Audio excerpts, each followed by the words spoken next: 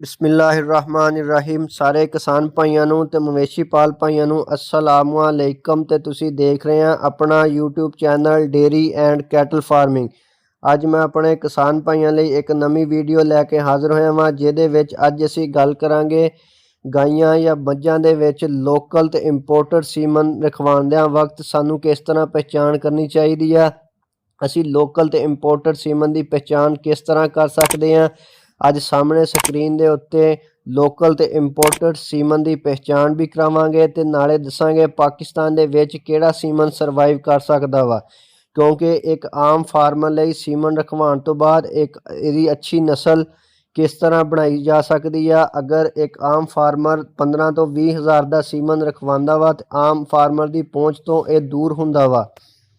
अगर असी सीमन रखवा भी लईए तो प्योर बच्चा असी हासिल नहीं कर सकते, वो क्रॉस का बच्चा होएगा।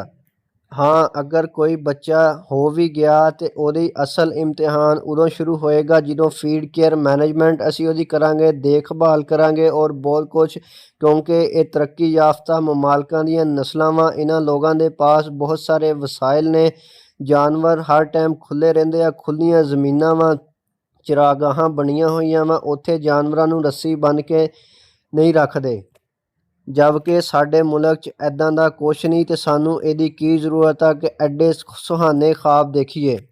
दूर दे ढोल ही सोहणे लगदे आ, इस तो बेहतर है कि असी इन्हां चीज़ां चों निकल के जो चीज़ां साडे कोल आ असी इन्हां तो अच्छी और सस्ती नस्ल तैयार कर लीए। असी गल करांगे असी अपनी अच्छी ते सस्ती नस्ल किस तरह तैयार कर सकते हैं, वह भी अपने भाइयों नूं असी दसांगे। जिद्दां कि सामने स्क्रीन ते देख सकते हैं कि लोकल सीमन आ, ये लोकल सीमन का स्ट्रा हमेशा मोटा हुंदा ते इहदे उत्ते लिखाई बहुत वाजिया हुंदी आ।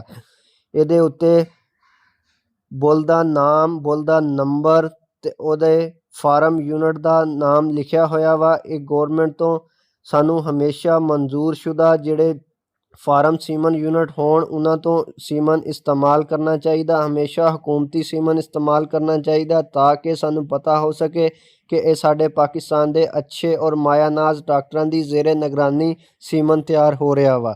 तो हुण तुसीं सामने देख सकते हैं इंपोर्टेड सीमन का स्ट्रा वा। ये स्ट्रा हमेशा पतला हुंदा, इस दे उत्ते बुल दा नाम, दुध देण दा रिकॉर्ड, इहदे अबाउ इदाज दे बारे सारी मालूमात हुंदी आ। अगर असी थोड़ा जिहा होर गहराई च जावांगे, सर्च करांगे तो सानू इहदी सारी TPI यानी टोटल प्रोग्रेसिव इंडैक्स मिल जाऊगी, जिन्हों असी गौर नाल पढ़ सकते हैं या अपने डॉक्टर तो मुतालबा कर सकते हैं जो सीमन रखण आया होवे। अच्छे डॉक्टर दे कोल हमेशा कैटलॉग होगी जो कि उहदे विच बुल नंबर, उहदी डिटेल सारी बुल दी मौजूद होगी। तो हुण असी गल करते हैं असी क्रॉस ब्रीड तो अच्छी ब्रीड किस तरह बना सकते हैं। पाकिस्तान दे विच अक्सर लोगों को क्रॉस ब्रीड दियाँ गावां रखियां हुईयां ने। क्रॉस ब्रीड दियाँ गाइयां च इंपोर्टेड होलिस्टेन फ्रीजन सीमन रखवा लईए, जितों दोगली नस्ल की अच्छी पैदावार वाली गां सानू हासिल हो जाएगी। ਜਦੋਂ ਅਸੀਂ ਦੋਗਲੀ ਨਸਲ ਗਾਂ ਤੋਂ ਇੰਪੋਰਟਡ ਸੀਮਨ ਰਖਵਾ ਕੇ ਬਛੜੀ ਹਾਸਲ ਕਰ ਲੈਂਦੇ ਹਾਂ ਤੇ ਫਿਰ ਉਸੇ ਬਛੜੀ ਨੂੰ ਦੁਬਾਰਾ ਇੰਪੋਰਟਡ ਹੋਲਿਸਟੇਨ ਫਰੀਜ਼ਨ ਸੀਮਨ ਰਖਵਾ ਤਾਂ ਕਿ ਸਾਡੇ ਕੋਲ ਆਲਾ ਦੁੱਧ ਦੀ ਪੈਦਾਵਾਰ ਵਾਲੀ ਗਾਂ ਆ ਜਾਏ। ਫਿਰ ਜਦੋਂ ਸਾਡੇ ਕੋਲ ਉਹ ਬਛੜੀ ਚੋਂ ਇੱਕ ਹੋਰ ਬੱਚਾ ਆ ਜਾਏ ਤੇ ਅਸੀਂ ਇਹਨੂੰ ਪਿਓਰ ਚੋਲਿਸਤਾਨੀ ਸੀਮਨ ਇਸਤੇਮਾਲ ਕਰਾਂਗੇ ਤਾਂ ਕਿ ਸਾਡੇ ਮਾਹੌਲ ਦੇ ਮੁਤਾਬਕ ਬਿਹਤਰੀਨ ਦੁੱਧ ਦੇਣ ਵਾਲੀ ਗਾਂ ਮਿਲ ਜਾਏ ਜੋ ਗਰਮੀ बीमारियां के खिलाफ कुव्वते मुदाफ़त की हामिल होवे, जो कि इन्हां दे खिलाफ लड़ सके। होलिस्टेन फ्रीजन दुनिया की सब तो ज़्यादा पसंदीदा गाय है जो अपने दुध देण की वजह तो पूरी दुनिया एक्सपोर्ट की जाती है और अपनी कामयाबी का लोहा मनवाती है।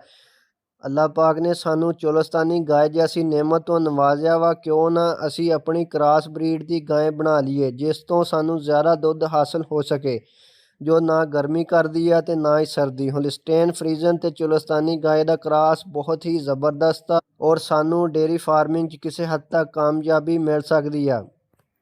तो ये सी साडी अज दी वीडियो। जे साडे किसान भाइयों नूं अच्छी लगी होवे तो साडी वीडियो नूं लाइक करके चैनल नूं सबसक्राइब जरूर कर दिओ ताकि हर नई आने वाली मालूमाती वीडियो मेरे भाइयों तक पहुँच सके। शुक्रिया।